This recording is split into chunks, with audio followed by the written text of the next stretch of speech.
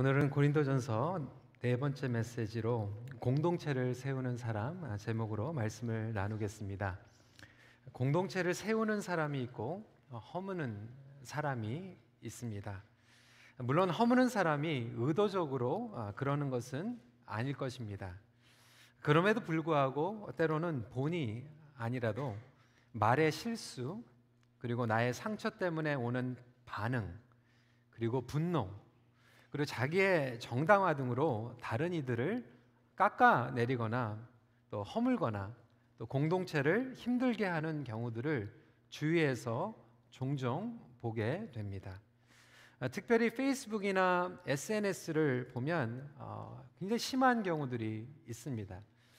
만나면 점잖은 분들 같은데 글을 통하여서 다른 사람들, 그리고 관계, 그리고 공동체를 이렇게 허무는 그러한 표현과 그리고 발언을 하는 분들이 있습니다.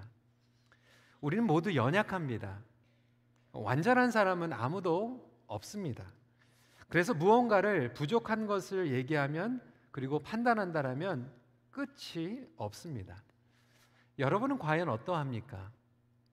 지난주에 우리 고린도 교회 3장 말씀을 통하여서 미성숙한 그리스도인들이 그 교회 안에서 분열의 모습들을 보았습니다. 누구는 바울을 따라간다, 누구는 아볼로를 따른다, 누구는 게바 즉 베드로를 따른다라고 하는 그러한 미성숙함 가운데에서 파벌이 생기고 분열이 생기기 시작했습니다. 본인이 아볼로가 좋으면 그냥 아볼로가 좋다고 얘기하고, 베드로가 좋으면 베드로가 좋다고 얘기하는데, 그렇게 얘기를 하다 보니까 심지어는 바울까지 깎아내리는 그러한 이야기까지 하게 되었던 것입니다. 베드로야말로 진짜로 사도지. 보니까 바울은 예수님 공생애 때 같이 안 있었거든요. 그래, 그러면 바울은 진짜 사도가 아닐 거야. 그러면서 심지어는 이 고린도 교회에 바울이 개척한 교회인데도 불구하고 성도들 가운데에서 소수는 바울의 사도성까지 공격을 하기 시작했던 것입니다.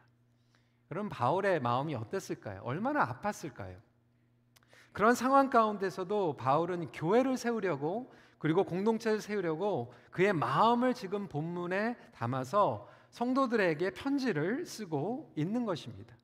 그렇다면 우리의 관계를, 가정을, 우리의 목장을, 공동체를 세우는 사람들에게는 어떠한 퀄리티를 추구하는 사람들인가에 대해서 함께 말씀을 나누도록 하겠습니다.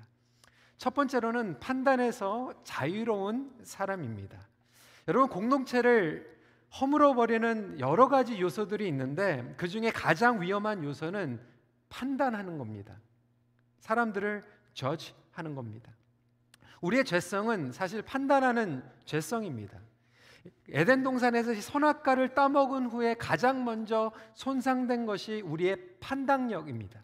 하나님께서만 그 선악을 구별하시고 판단하신데도 불구하고 그 죄로 말미암아 이제는 우리가 스스로 다른 사람들을 판단하는 자리에 나가게 되는 것이죠. 우리의 판단력이 사실 망가져 있습니다.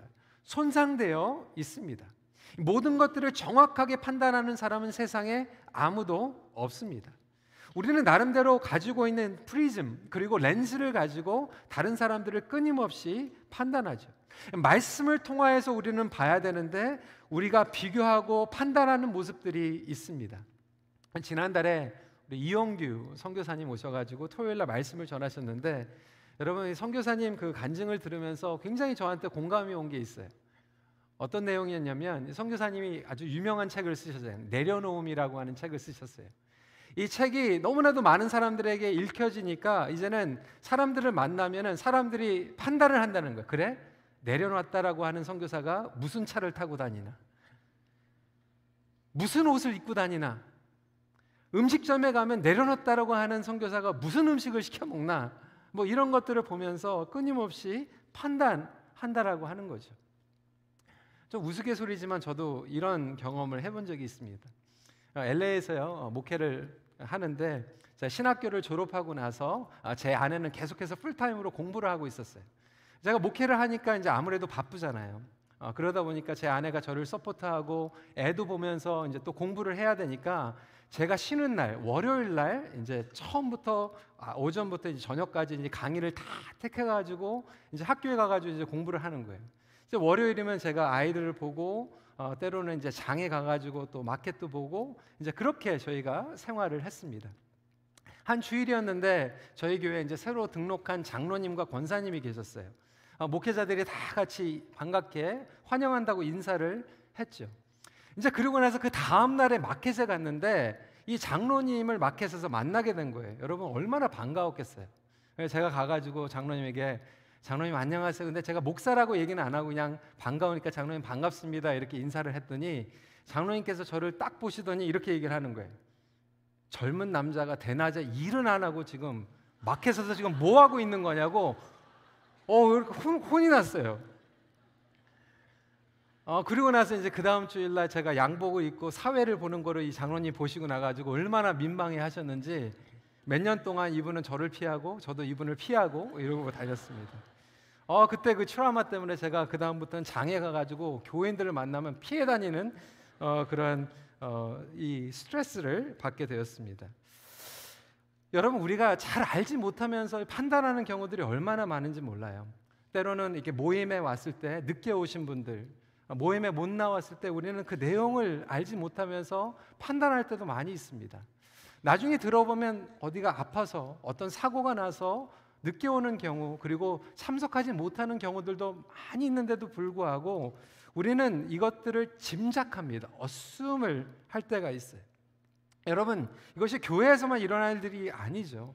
사실 부부 가운데서도 우리가 판단하는 일들이 얼마나 많은지 몰라요. 때로는 사춘기를 지나가는 우리 딸들을 제가 나의 의미로 판단하고 짐작하고 그렇게 결정해버리는 경우들이 많이 있습니다. 아까도 말씀드렸지만 고린도 성도들 가운데서는 이 바울의 사도성을 의심하면서 판단하기 시작했어요. 진짜 사도인가? 아니야. 베드로가 진짜 사도야. 때로는 우리가 인터넷에서 좋은 말씀을 듣고 어떤 분들의 좋은 것들을 우리가 표면적으로 보게 되면 그 목사야말로 진짜 목사야. 저 목자야말로 진짜 목자야. 여러분 제가 딸 둘이 있는데 만약에 딸 둘 세워놓고 한 명한테 얘가 진짜 내 딸이야 그렇게 얘기하면 어떤 상처를 받을까요?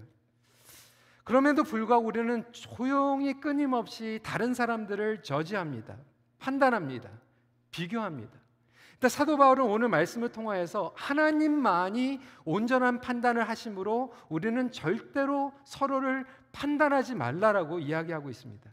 우리가 판단하는 그 순간 하나님 자리에 앉아있는 뿐만이 아니라 공동체와 가족과의 관계의 안정성을 위협해버리는 거예요. 빼앗아가 버리게 되는 것이죠. 우리 5절 말씀 같이 읽도록 하겠습니다. 시작. 그러므로 때가 이르기 전 곧 주께서 오시기까지 아무것도 판단하지 말라. 그가 어둠에 감추어진 것들을 드러내고 마음의 뜻을 나타내시리니 그때에 각 사람에게 하나님으로부터 칭찬이 있으리라.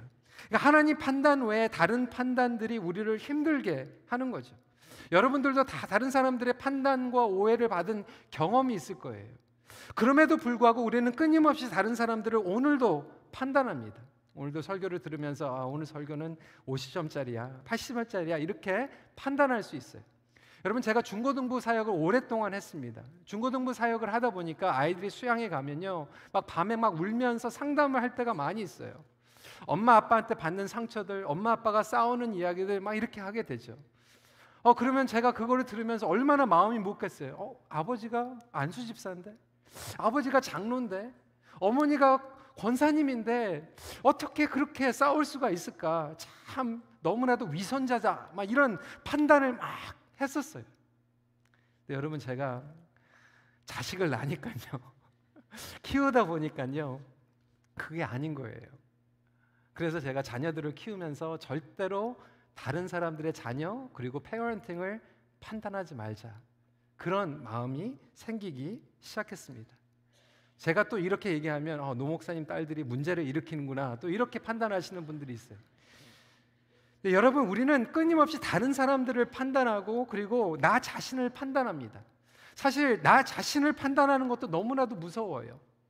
어떤 청년을 상담하는데 그 청소년이 그렇게 얘기를 하는 거예요. 제가 볼 때는 너무나도 날씬한데 거울을 보면서 자기는 비만증에 걸렸다고 생각하는 거예요. 그래서 거식증에 빠지게 되는 거죠. 뼈밖에 안 남았는데도 거울을 쳐다보면서 자기를 보는 모습이 자기는 아름답지 못하다, 잘생기지 못했다, 나는 너무나도 뚱뚱하다라고 자기 자신을 그렇게 왜곡되게 판단하는 분들을 보았습니다. 실패감도 마찬가지 아닙니까? 하나님께서 보셨을 때 네가 잘못했고 네가 실패했지만 내가 말씀으로 회복할 수 있어 라고 말씀하고 있는데도 불구하고 우리는 스스로를 그렇지 못하게 왜곡되게 판단하면서 살아가고 있다라고 하는 거예요. 아까도 말씀드렸지만 끊임없이 우리가 가족들 가운데서도 우리 자녀들, 우리 배우자들을 판단합니다. 사도 바울은 이렇게 얘기하고 있어요. 너에게나 다른 사람에게나 판단받는 것이 내게는 매우 작은 일이라 나도 나를 판단하지 아니하노니. 특별히 남의 허물을 들춰내는 판단이나 소문은요 정말로 빨리 퍼져나갑니다. 제가 어느 글에서 본 내용인데요, 너무나도 이게 프랙티컬해서 여러분들과 함께 나누기 원합니다. 한국에 있는 목사님 글인 것 같아요. 어느 교회에서 한 집사가 담임 목사를 찾아가서 이렇게 말했다고 합니다. 목사님, 아무개 장로가 담배를 피우는데 목사님 알고 계세요? 목사님, 금시초문인데요? 이렇게 대답을 했습니다. 그러자 집사님이 이렇게 얘기했다고 해요. 목사님, 장로가 교인들 보는 데서 담배를 피우면 교회 덕이 안 되는 거 아닙니까? 다음 주일에는 분명히 이 문제를 다루어 주세요. 목사님이 이렇게 생각했어요. 왜 이런 말을 나한테 하는 걸까? 이 말을 분명히 그 장로님에게 얘기하라고 하는 거겠지? 아니, 이 문제를 어떻게 처리하나 보려는 속셈이 아닐까? 고민을 하게 된 거예요. 그래서 목사님은 그 집사님에게 이렇게 말했습니다. 잘 알았습니다, 집사님. 다음 주일에는 예배가 끝나면 정식으로 당회를 소집해가지고 이 문제를 다룰 테니까 그렇게 하십시오. 단 한 가지 부탁이 있습니다. 뭐예요? 그때 집사님께서 직접 참석하셔서 증인이 되어 주십시오. 집사님이 이렇게 정색을 하면서 얘기하는 거예요. 목사님, 제가 본 거는 아니고요. 어느 집사님이 저한테 얘기해 줘가지고 드는 거예요. 그렇게 얘기를 하고 이 일은 없던 일로 해주세요. 그러고 나서 돌아가고 그 집사님은 교회를 떠났다고 얘기를 합니다. 아니 땐 굴뚝에 연기가 날까요? 정말 그럴까요? 이 소문이라고 하는 것, 그리고 판단이라고 하는 것이 사실일 수도 있지만 사실 얼마든지 왜곡될 수 있습니다. 아예 거짓말일 수도 있습니다. 0%도 없던 일이 100% 사실로 둔갑해서 다른 사람들을 저지하는 일들이 우리 주위에 얼마나 많은지 모릅니다. 그래서 이 목사님께서 이 글에서 정리를 이렇게 했어요. 본인의 목회 철학에 몇 가지 원칙을 정했다라고 하는 거예요. 첫 번째, 들은 소문은 사실과 다를 수 있기 때문에 귀 기울이지 말자. 두 번째, 직접 보지 않고는 말하지 말자. 세 번째로, 직접 보고 들었을지라도 속사정을 정확히 모르고는 말하지 말자. 마지막, 사실일지라도 덕이 되지 않고 유익하지 않는다면 말하지 말자. 그래야 자신도 공동체도 지킬 수 있다. 여러분 어떻게 생각하세요? 공감하십니까? 저는 참 지혜로운 그러한 이야기라고 생각이 됩니다. 우리 삶 가운데서 미성숙하게 왜곡되어서 판단하는 자들에게 또 다른 부작용이 나타나는데 그것은 무엇이냐면 자랑하는 거예요. 착각하는 거죠. 이 고린도 성도들이요, 바울에게 지금 자랑하고 있어요. 7절 말씀에 누가 너를 남달리 구별하였느냐? 내가 있는 것 중에 받지 아니한 것이 무엇이냐? 내가 받았은즉 어찌하여 받지 아니한즉 어찌하여 받지 아니한 것 같이 자랑하느냐? 지난주에도 말씀을 나눴지만 고린도 교인들은 미성숙하고 어린아이들 같았는데 어린아이의 특징이 뭐냐면 쉽게 나의 잣대를 가지고 다른 사람들을 판단하고 또 내가 조금 잘하는 것 같으면 자랑하는 거예요. 어설픈 판단, 어설픈 자랑이죠. 사랑하는 성도 여러분, 혹시 저와 여러분들이 우리가 이러한 삶을 살아가고 있지는 않습니까? 사도 바울은 공동체를 지키기 위해서는 나 자신이 나를 판단하는 것에서 자유하고 다른 사람들을 판단하는 것에서 자유해야 된다라고 이야기를 하고 있습니다. 두 번째로 자신에게 진리를 먼저 적용하는 사람입니다. 판단에서 자유하다라고 하는 의미는 어떤 분들은 그래, don't judge me, don't talk about me, 그러고 나서 내가 프리스타일로 마음대로 사는 것이라고 이렇게 생각하는 분들이 있어요. 여러분, 그렇지 않습니다. 공동체와 사람을 세우기 위해서는 반드시 모범이 필요합니다. 샘플링이 필요해요. 사도 바울은 자신을 본받는 자로 삼으라고 이야기하고 있어요. 여러분, 이야기를 어떻게 얘기할까요? 건방진 내용일까요? 사도 바울이 완벽한 사람이 아닌데 어떻게 자기를 본받으라고 얘기할 수 있을까요? 온전하기 때문에, 완벽하기 때문에 그렇게 얘기하는 게 아니에요. 이 말씀은요, 사도 바울이 하나님의 말씀, 하나님의 복음을 나에게 먼저 적용하는 것을 본받아라 라는 얘기예요. 다른 사람들을 판단하지 말고 복음을, 그리고 하나님의 진리를, 말씀을 나에게 먼저, 그리고 아볼로에게 적용하는 것을 본을 삼아라 라고 이야기하고 있는 것이죠. 우리 6절 말씀 같이 읽도록 하겠습니다. 시작. 형제들아, 내가 너희를 위하여 이 일에 나와 아볼로를 들어서 본을 보였으니 이는 너희로 하여금 기록된 말씀 밖으로 넘어가지 말라 한 것을 우리에게서 배워 서로 대적하여 교만한 마음을 가지지 말게 하려 함이라. 여러분, 최근에 우리 신문들 이렇게 보면 사실 사회적으로, 그리고 또 도덕적으로, 윤리적으로, 그리고 교회 공동체, 교회 지도자들 가운데서도 이렇게 비판하는 경우들이 많이 있습니다. 지적하는 거죠. 판단하는 거죠. 그런데 참 안타까운 것은 그렇게 비판하던 사람들이 오히려 더 도덕적으로, 윤리적으로 무너지는 모습들을 우리가 또 보게 됩니다. 본인들도, 우리 자신들도 온전한 삶을 살아가고 있지 않으면서도 사실상 다른 사람들을 공격적으로 비판할 때가 얼마나 많은지 몰라요. 남의 도덕성을 비판하고 옳은 말을 하는 경우에는 사실 우리의 도덕성이 굉장히 흔들리는 경우들을 보게 됩니다. 자, 몇 주 전에 우리 교육 어떤 모임에 갔다가 이 교육 전도사님들 가운데서 그 얘기를 하는 거예요. 자기들이 이제 중고등부 다녔을 때 이렇게 방황을 하면서 수양회 가면은 이렇게 좀 숨어가지고 이렇게 담배를 이렇게 폈대. 담배 가지고 오면 안 되는데, 담배 피면 안 되는데 수양회 이렇게 숨어가지고 담배를 폈는데 나중에 이제 하나님의 은혜 가운데에서 이제 목회 부르심을 받고 이제 전도사가 된 거죠.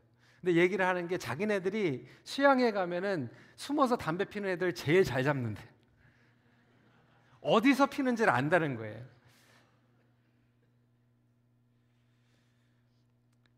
여러분, 남이 못 보는 걸 잘 보는 사람이 있어요. 남의 그 잘못된 것들을 잘 보고 판단하는 사람들이 있어요. 왜 그럴까요? 자기가 거기에 자유하지 못하기 때문에 그런 거예요.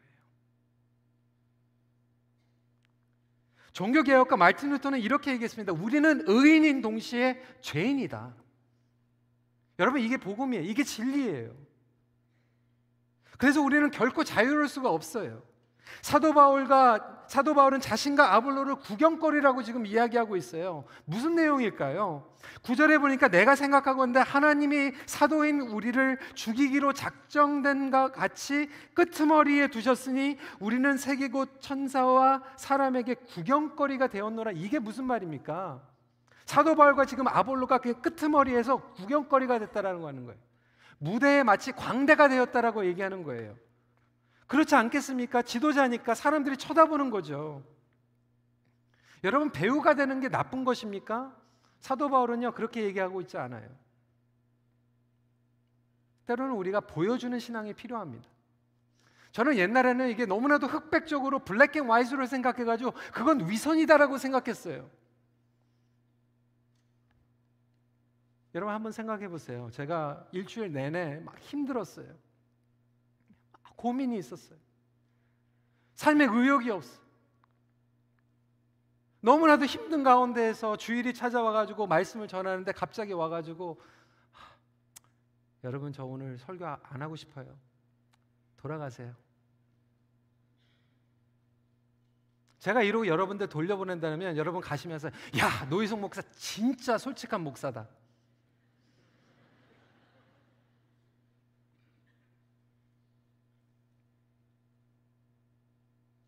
한번 그렇게 해볼까요?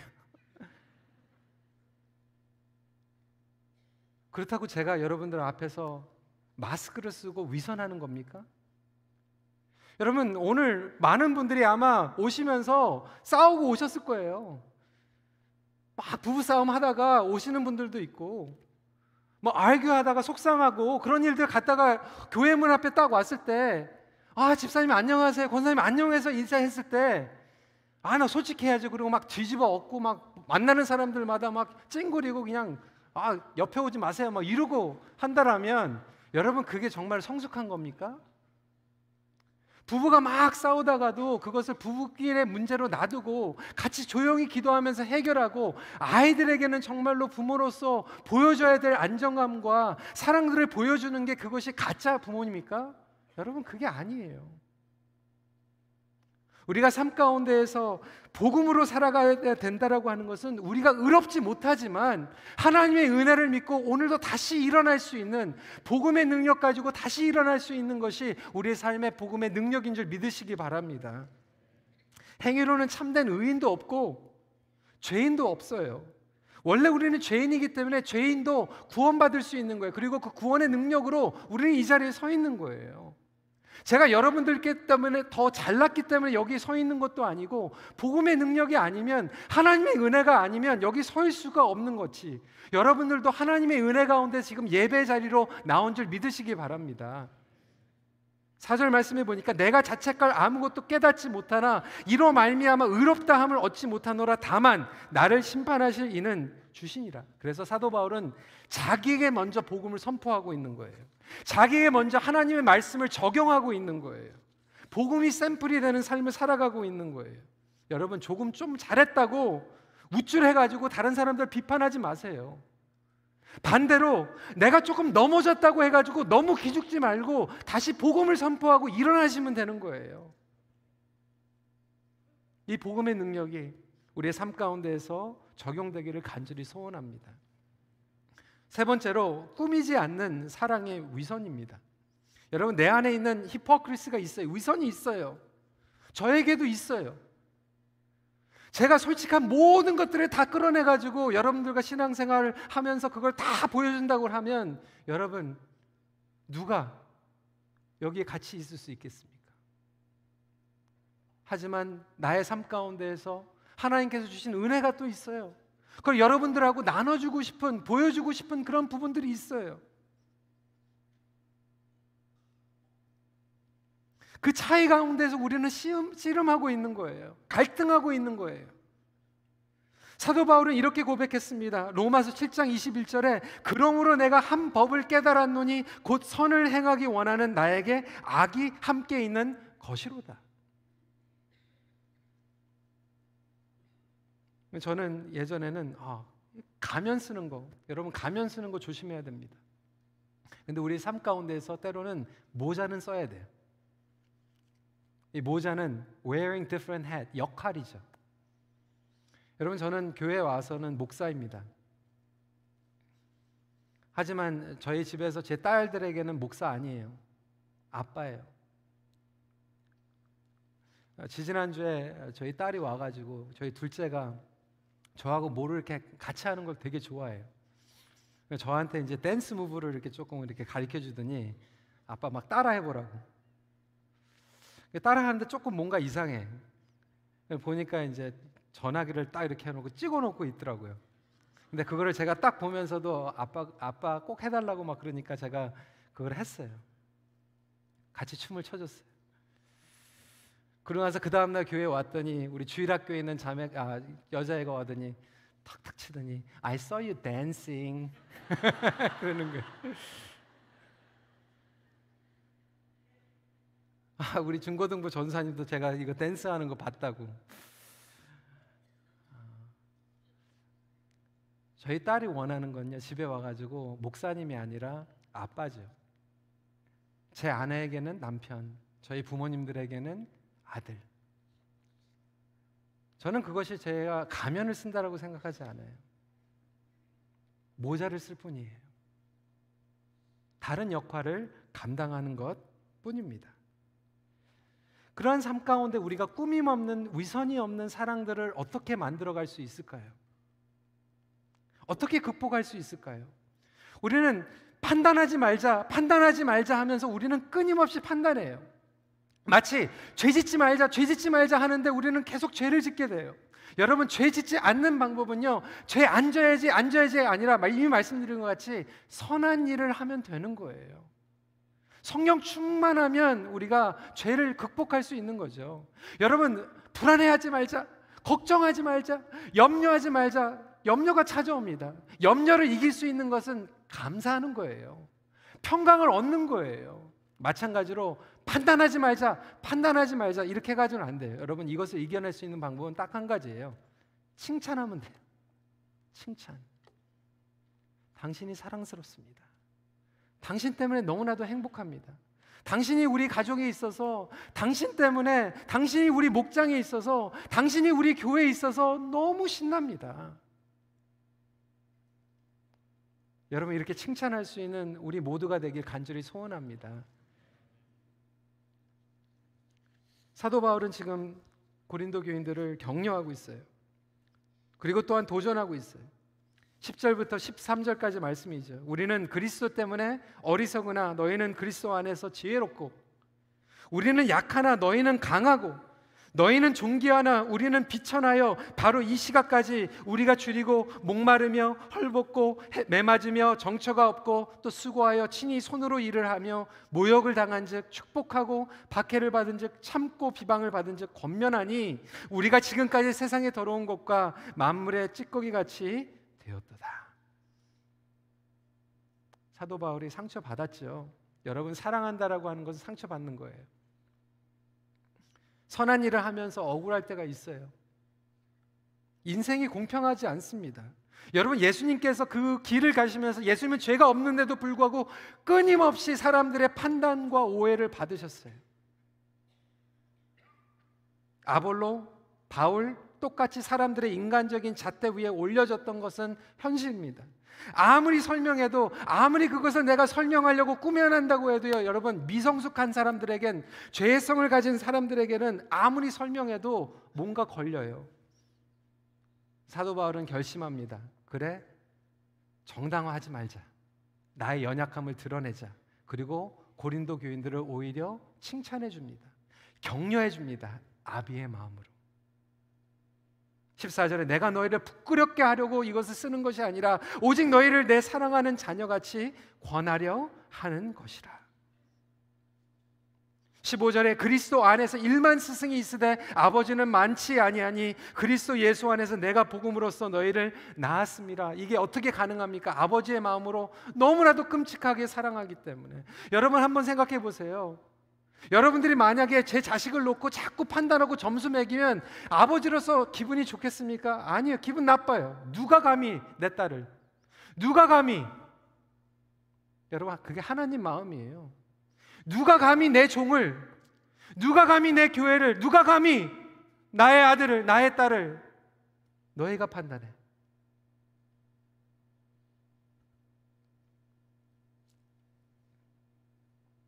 사실 그 사랑으로 사도 바울은 이 편지를 용기로 쓰고 있는 것입니다.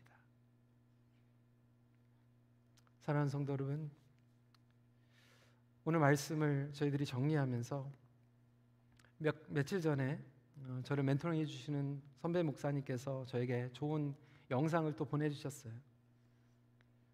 제목은 목사는 무엇을 남기는가. 때로는 우리가 영적인 지도자들을 통하여서 실망을 하기도 하고, 어떤 분들은 참 멋있다, 아무것도 안 남기고 아무것도 안 갖고.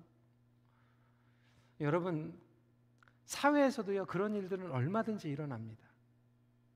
부족한 사람도 있고 멋있는 사람도 있어요. 똑같이 우리가 세상을 보는 눈으로 똑같이, 여러분, 세상에서도 멋있게 은퇴하는 사람들 많이 있고요, 그렇지 못하는 사람들도 많이 있어요. 그런데 결국 여기에서 메시지는 뭐냐면, 지도자는 그 이름, 멋있게 떠나는, 그리고 멋있게 이름을 남기는 것이 아니라 그리스도의 생명을 남겼는가.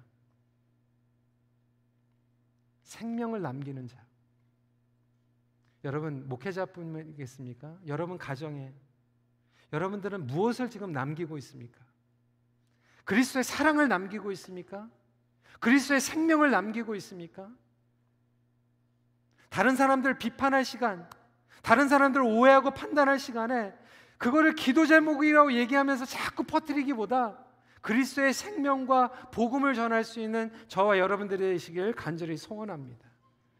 그리고 나서 꾸밈 없는 사랑을 해나가는 거예요. 여러분, 그래서요, 저는 요즘도요, 월요일날 마켓에 갑니다. 요즘은 성도들 만나면 안 피합니다. 찾아다니면서 인사합니다. 집사님 반가워요. 장 보러 오셨네요. 어디 사세요? 같이 이야기하고 같이 차도 마시고 얼마나 좋아요. 여러분, 그게 성도 아닙니까? 그게 교회 아닙니까? 제가 여러분들 피해 다니면 그게 정말로 좋은 목사겠습니까? 마찬가지로 우리가 삶 가운데에서 이러한 위선적인 것들을 싸우고 우리의 안정성을 빼앗는 것들을 싸우는 가운데에서 정말로 사람들을 포용해주고 사랑해주며 섬길 수 있는 그러한 큰빛교회, 그리고 여러분들의 가정이 되기를 다시 한번 부탁을 드립니다. 정말로 억울하고 속상할 것 같은 상황 가운데에서도 후회 없이 그리스도의 생명을 남기고 교회를 섬기고 공동체를 세우기를 간절히 소원합니다. 그리스도의 생명만이 온전히 사람과 공동체를 세우는 능력입니다. 우리 같이 기도하도록 하겠습니다. 이 시간에 함께 오늘 말씀을 붙잡고 기도하면서, 하나님, 나의 판단력은 여전히 손상되어 있고 망가져 있습니다. 하나님의 말씀으로 판단하기보다 나의 생각과 나의 선입견으로 판단하고 다른 사람들을 정죄할 뿐만이 아니라 나 자신도 판단합니다. 하나님, 오늘 말씀을 통하여서 우리에게 도전 주신 것 같이 더 이상 절대로 다른 사람들은 물론이고 나 자신을 판단하는 거에서 회복시켜 주시고 자유시켜 주시되, 내가 먼저 스스로 하나님의 복음을, 하나님의 진리를 나 자신에게 적용하며 내가 그것을 가지고 씨름하며 살아갈 수 있도록 주님 은혜 위에 은혜를 도와주시며, 다른 사람들을 판단하기보다 칭찬하고 넘어져 있는 사람들을 공격하기보다 그 사람들을 용기를 세워주는, 그리고 복음의 메시지를 선포하는 그런 삶을 살아가게 하여 주시옵소서. 그런 결단을 하며 이 시간에 같이 기도하는 시간 갖도록 하겠습니다. 기도하시겠습니다. 아버지 하나님, 오늘 말씀을 저희들이 붙잡고 나아가길 원합니다. 아버지 하나님, 그런 삶을 살아가기를 간절히 기도합니다. 하나님의 복음이 우리의 삶 가운데 우리 자신에게 먼저 선포되기를 간절히 기도합니다. 아버지 하나님, 우리 안에 우리가 가지고 있는 이 판단, 그리고 이 가치, 이것들이 손상되어져 있고 망가져 있습니다. 주님, 우리가 말씀 가운데 회복되라고 하지만 우리는 아직도 그 자유치 못하고 끊임없이 나 자신이 나 스스로를 정죄하며 판단할 때가 많은 것을 고백합니다. 아버지 하나님, 이 시간에 저희들에게 용기를 주시고 복음 가운데 회복되는 그 능력을 경험케 하여 주심으로, 아버지 하나님, 정말 우리가 사람을 두려워하는 것이 아니라 사람을 사랑하고 아버지 하나님, 우리 공동체를 사랑하는 그러한 공동체로 아버지 하나님 만들어갈 수 있도록 우리를 붙잡아 주시옵소서. 아버지 하나님, 그리하여서 우리 큰빛교회가, 우리 가정이, 아버지 하나님, 우리 목장이 그러한 세이프한 플레이스가 될 수 있도록 은혜를 베풀어 주시고, 아버지 하나님, 그 가운데 서로에게 용기를 줄 수 있는 그러한 우리 자신들이 될 수 있도록 허락하여 주시옵소서. 우리 시간에 우리를 사용하셔서 이 찬양이 좀 생소한 찬양이라서 제가 찬양팀장에게 앞부분에 조금 해달라고 부탁을 했습니다. 우리 악보가 있으니까 따라서 함께 찬양하도록 하겠습니다.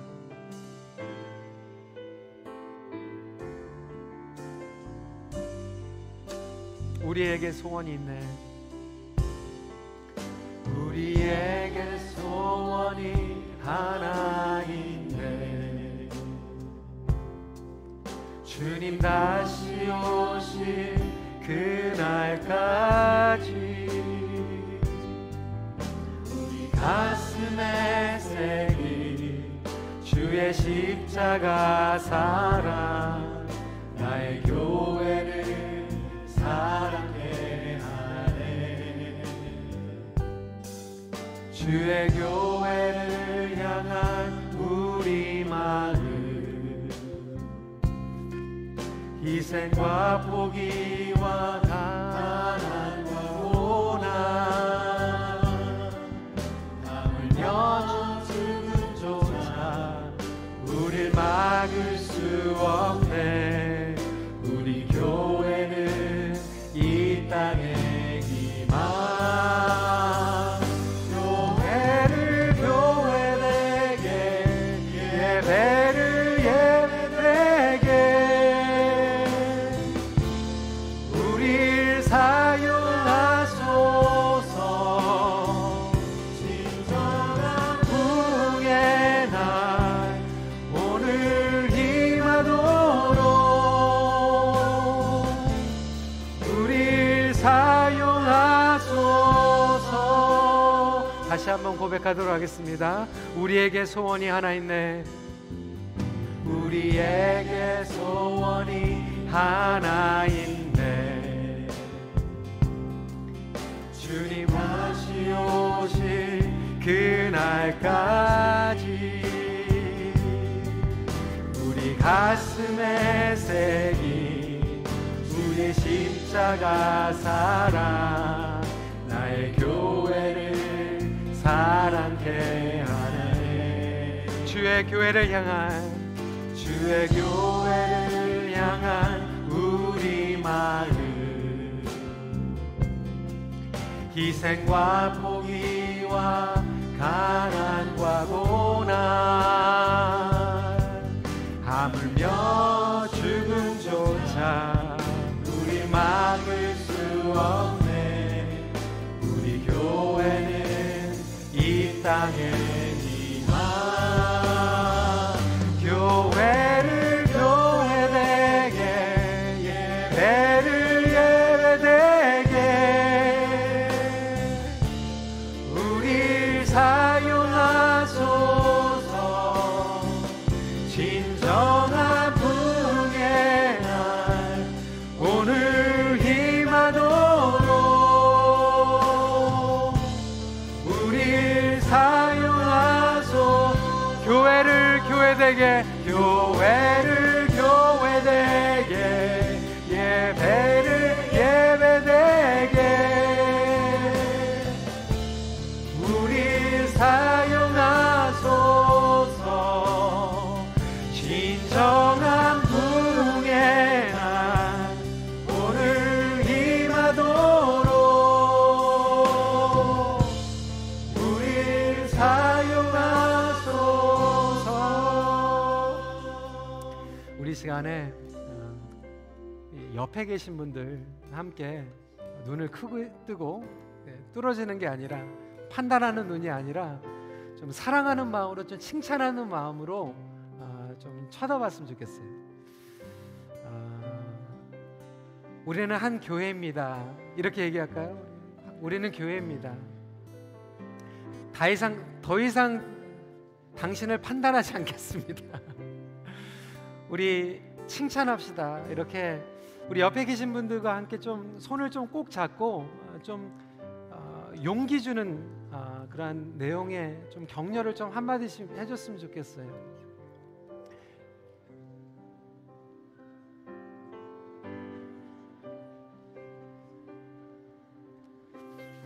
다시 한번 기도하도록 하겠습니다. 하나님, 나의 마음 가운데 사람을 살리는 사람이 되게 하여 주시옵소서. 공동체를 세우는 사람이 되게 하여 주시옵소서. 나의 생각과 나의 입술을 주관하여 주시고, 주님, 우리 가정이 정말로 우리 자녀들을 살리는 그러한 가정이 되게 하여 주시고, 나의 배우자를 살리는 그러한 나의 아내, 그리고 그런 남편이 되게 해주세요. 우리 봉헌 기도자 나오실 때까지 다시 한번 다짐하며 기도하도록 하겠습니다. 기도하시겠습니다.